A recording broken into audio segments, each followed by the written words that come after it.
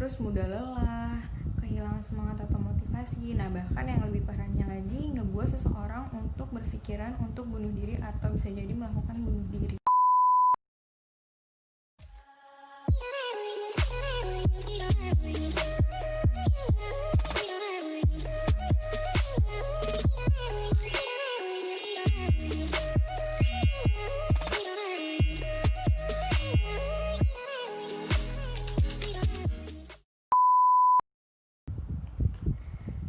Assalamualaikum warahmatullahi wabarakatuh. Saya Mutia Kamalatul Ulia dari Fakultas Psikologi UHAMKA semester 4 ingin menjelaskan secara singkat tentang depresi dan stres. Apa itu depresi, apa itu stres, apa perbedaannya, bagaimana cara mengatasinya, pokoknya secara singkat tentang kedua itu. Karena sebenarnya banyak banget orang-orang yang mengalami kondisi ini tapi masih bingung nih cara mengatasinya, atau masih bingung sebenarnya dia itu mengalami stres atau depresi. Terus juga banyak banget orang-orang yang beranggapan salah sama stres dan depresi. Banyak banget orang yang bilang kalau stres dan depresi itu sama loh, padahal sebenarnya beda, dan cara penanganannya pun juga berbeda. Penting banget buat kita untuk mengetahui tentang stres dan depresi. Nah, yang pertama stres. Apa sih stres?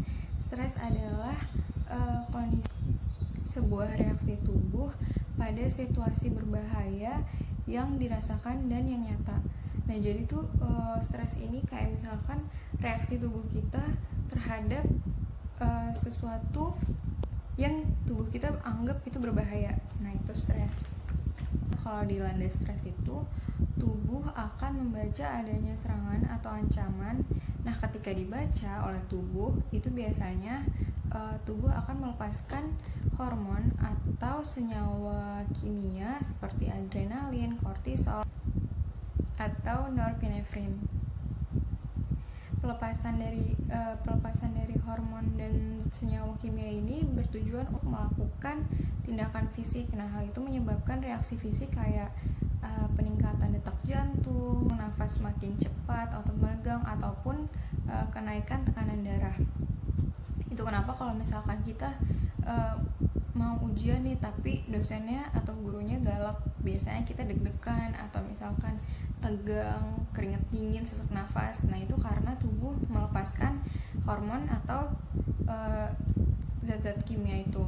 Tekanan stres itu bisa jadi mendorong seseorang untuk mengatasi masalah stresnya dia itu, atau bisa jadi sebaliknya, bisa jadi mematahkan semangat hidupnya seseorang. Karena setiap orang itu memiliki mekanisme yang berbeda-beda untuk mengatasi stres itu. Bagi sebagian orang yang mampu mengatasi stresnya itu, dia bakal lebih terbiasa sama kondisi stresnya dan bisa mengatasinya, jadi nggak terlalu yang berlarut-larut. Nah, tapi kalau misalkan orang yang nggak bisa mengatasi stresnya, itu bisa membuat stresnya jadi berlebihan atau stres kronis yang menyebabkan munculnya depresi atau kondisi depresi. Nah, apa itu depresi?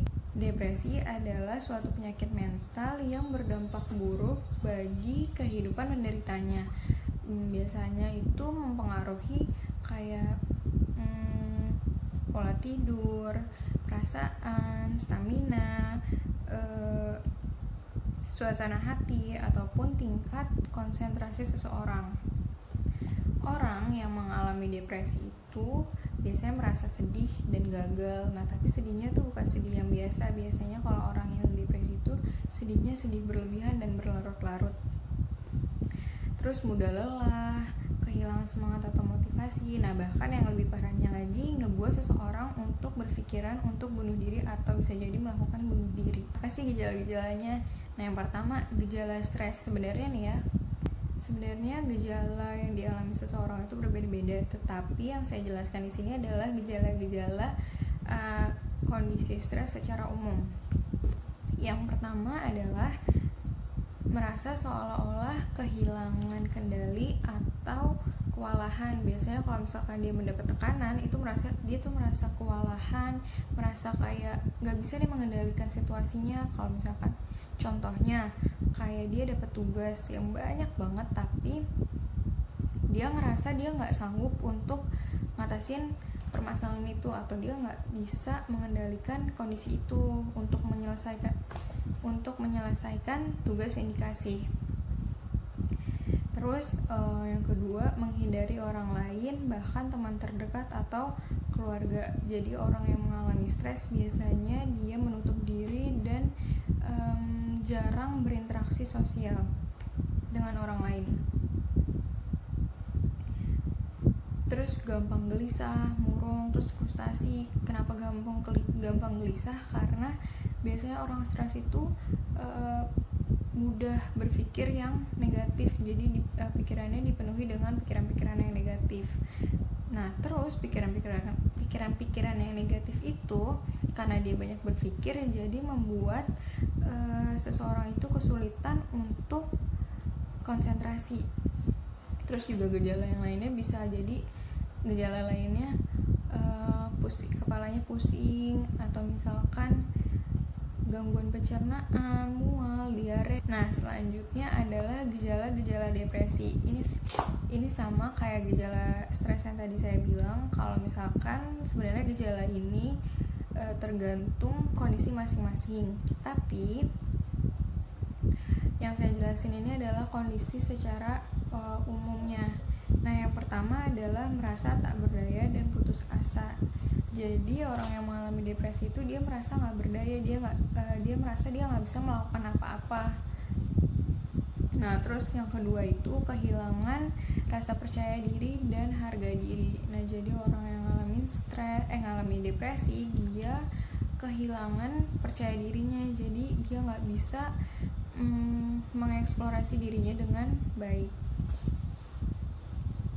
Nah, terus selalu merasa cemas, kayak tadi banyak pikiran-pikiran negatif, terus juga kesulitan konsentrasi, menghindari orang lain termaksud keluarga dekat atau sahabat. Nah, gejala selanjutnya itu makan lebih sedikit atau bahkan makan lebih banyak. Ada orang yang jadi justru makannya lebih banyak, makanya ada orang kalau misalkan yang kalau lagi depresi dia berat badannya bertambah. Tapi juga ada orang yang jarang makan atau nggak makan, atau makannya lebih sedikit.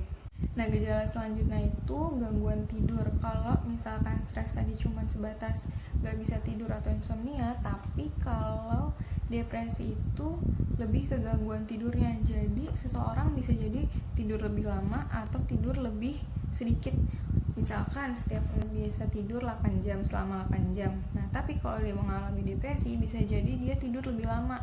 Dari itu bisa jadi dia 15 jam, 20 jam. Nah, tapi bisa jadi juga dia tidur lebih sedikit. Mungkin sehari dia sama sekali nggak bisa tidur. Gejala selanjutnya adalah menyakiti diri sendiri. Biasanya orang depresi itu kan dia ngerasa nggak bisa ngapa-ngapain, dia merasa nggak berdaya. Nah, terus akhirnya dia ngelampiasin depresinya itu untuk ngelupain dirinya sendiri, kayak cutting, judut-judutin kepala, ataupun hal-hal yang bertujuan untuk menyakiti dirinya sendiri. Nah, terus selanjutnya tidak lagi menikmati hal-hal yang biasanya menarik dan menyenangkan, kayak misalkan melakukan hobi.